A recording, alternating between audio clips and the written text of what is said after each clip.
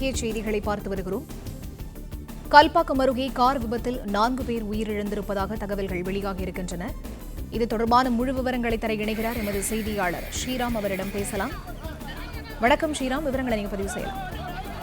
செங்கல்பட்டு மாவட்டம் கல்பாக்கம் அடுத்திருக்கக்கூடிய வாயலூர் என்ற பகுதியில் இருந்து சென்னையை நோக்கி சென்ற சொகுசு காரில் 5 பேர் பயணம் செய்திருக்கிறார்கள். இந்த பயணம் செய்த போது எதிர்பாராத விதமாக அந்த சாலை ஓரமாக மாடு இருந்ததாக கூறப்படுகிறது. அந்த மாடு இடிக்காமல் இருப்பதற்காக கட்டுப்பாட்டை அதை தவிர்க்கும் வகையில் அந்த பிரேக் அடித்திருக்கிறார்கள். அப்பொழுது எதிர்பாராத விதமாக 4 முறை அந்த காரு மாறி மாறி சம்பவத்திலிருந்து அந்த தடுமாறி அருகில் இருக்கக்கூடிய சாலை ஓரமாக இருந்தக்கூடிய புளிய மரத்தில் மோதி இருக்கிறது.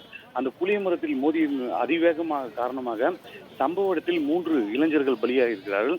அதன் பின்பாக 2 பேரை மீட்டு அங்க இருக்கக்கூடிய பொதுமக்களும் அதே போன்ற கூவத்தூர் போலீசாரும் மீட்டு அங்கிருந்து செங்கல்பட்டு மருத்துவமனைக்கு அவர்கள் சிகிச்சைக்காக அனுப்பியிருக்கிறார்கள். அதில் ஒருவர் தற்போது இருந்திருக்கிறார். கிட்டத்தட்ட 5 பேர் பயணம் செய்த அந்த காரில் சொகுசு காரில் 4 பேர் தற்போது பலியாகி இருக்கிறார்கள். மற்ற ஒருவர் படுகாயங்களுடன் செங்கல்பட்டு மருத்துவமனையில் தற்போது சிகிச்சை பெற்று வருகிறார். இவர்கள் கூவத்தூர் பகுதியிலிருந்து சென்னையை நோக்கி சென்றதாகவும் அதில் அவர்கள் அனைவருமே தற்போது 4 பேர் பலியாகி ஒருவர் படுகாயங்களுடன் இருப்பதன் காரணமாக அவர்கள் எந்த பகுதியை சார்ந்தவர்கள் அல்லது எங்கிருந்து செல்கிறார்கள் என்ற ஒரு தகவல் கிடைக்கவில்லை.